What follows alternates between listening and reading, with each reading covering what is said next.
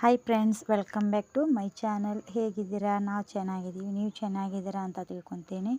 ನಾನು 8 ದಿವಸ ಆಯಿತು ಒಂದು ವೀಡಿಯೋನೂ ಹಾಕೋಕ್ಕೆ ಆಗಲಿಲ್ಲ. ಎಂತಕ್ಕಂದರೆ ಸಿಕ್ಕಾಪಟ್ಟೆ ಹುಷಾರಿಲ್ಲಾಗಿತ್ತು. ಅದಕ್ಕೆ ಇವಾಗ ಆಸ್ಪತ್ರೆಗೆ ಹೋಗ್ಬಂದು ಸ್ವಲ್ಪ ಮಕ್ಕಳು ಶಾಲೆಯಿಂದ ಬರೋ ಟೈಮ್ ಆಗಿತ್ತು.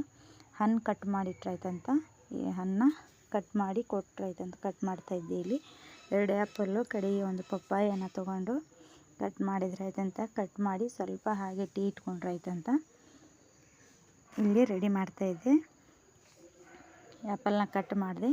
ಹಿತ್ತಲಲ್ಲಿ ಒಂದು ಪಪ್ಪಾಯ ಹಣ್ಣು ಬಿಟ್ಟಿತ್ತು. ಆ ಪಪ್ಪಾಯ ಕಟ್ ಮಾಡಿ ಅತ್ತೆಗೆ ಅದೇ ಹೇಳ್ತಾಯಿದ್ದೆ. ಅತ್ತೆ, ಇದರಲ್ಲಿ ಬೀಜನೇ ಇಲ್ಲ ನೋಡಿ ಪಪ್ಪಾಯ ಹಣ್ಣಿನಲ್ಲಿ ಅಂತ. ನೋಡಿ ಎಷ್ಟು ನೀಟಾಗಿ ಕ್ಲೀನಾಗಿದೆ ಹಣ್ಣು.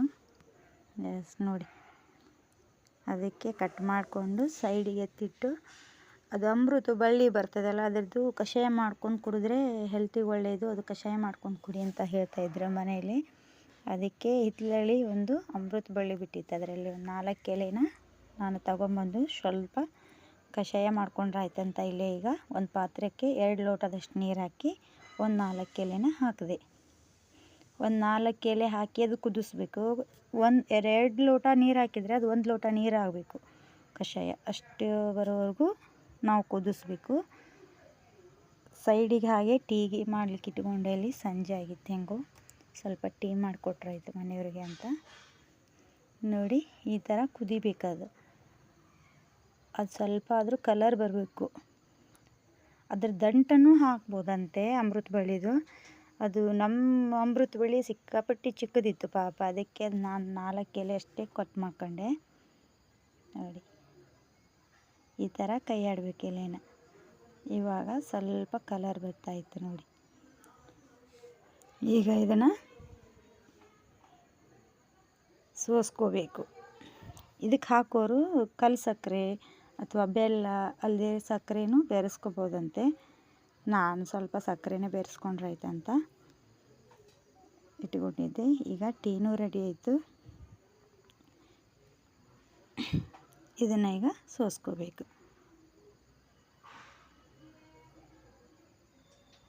ಒಂದು ಚಮಚ ಸಕ್ಕರೆ ಮಿಕ್ಸ್ ಮಾಡಿಕೊಂಡೆ ನೋಡಿ. ನಮ್ಗೆ ಎಷ್ಟು ರುಚಿ ಬೇಕೋ ಅಷ್ಟು. ಅದೆಂತಕ್ಕಂದ್ರೆ ಕೈ ಸಿಕ್ಕಾಪಟ್ಟೆ ಕೈ ಅಂತೆ ಅಮೃತ ಎಲೆ, ಅದಕ್ಕೆ ಆರೋಗ್ಯಕ್ಕೂ ಅಷ್ಟೇ ಒಳ್ಳೆಯದು. ಇದನ್ನು ಸೋಸ್ಕೋಬೇಕು. ಕರೆಕ್ಟ್ 1 ಕಪ್ಪೇ ಬಂದಿತ್ತು ಅದು ನೋಡಿ. ಇವಾಗ ಟೀನು ಹಾಗೆ ಅತ್ತೆಗೆ ಕೊಟ್ರಾಯ್ತಂತ ಕಪ್ಪಿಗೆ ಹಾಕ್ಕೊಂಡೆ. ಮಕ್ಕಳಿಗೆ ಹಣ್ಣು ಕಟ್ ಮಾಡಾಯಿತು, ಮನೆಯವರಿಗೆ ಟೀನೂ ರೆಡಿ ಆಯಿತು, ಹಾಗೆ ನನಗೂ ಕಷಾಯನೂ ರೆಡಿ ಆಯಿತು. ಅದಕ್ಕೆ ಸ್ವಲ್ಪ 1 ಟೀ ಸ್ಪೂನಷ್ಟು ಜೇನುತುಪ್ಪ ಬೆರೆಸ್ಬೇಕಂತೆ ಆ ಕಷಾಯಕ್ಕೆ, ಒಳ್ಳೆಯದಂತೆ. ಅದಕ್ಕೆ ನಾವು ಸ್ವಲ್ಪ ಅದಕ್ಕೆ ಜೇನುತುಪ್ಪ ಬೆರೆಸಿದ್ರೆ ಅಂತೇಳಿ ತೊಗೊಳ್ತಾಯಿದ್ದೆ. ನೋಡಿ, ಮಕ್ಕಳಿಗೆ ಹಣ್ಣು, ಅತ್ತೆಗೆ ಮನೆಯವರಿಗೆ ಟೀ, ನನಗೆ ಕಷಾಯ. ಈಗ ಇದಕ್ಕೆ 1 ಟೀ ಸ್ಪೂನಷ್ಟು ಜೇನುತುಪ್ಪ ಬೆರೆಸಿ ಬಿಸಿ ಬಿಸಿ ಇರಬೇಕಾದ್ರೆ ದಿನಕ್ಕೆ 2 ಟೈಮ್ ಕುಡಿಬೇಕಂತೆ ಇದನ್ನು. ನೋಡಿ ಈ ಥರ ರೆಡಿ ಆಯಿತು. Thank you all.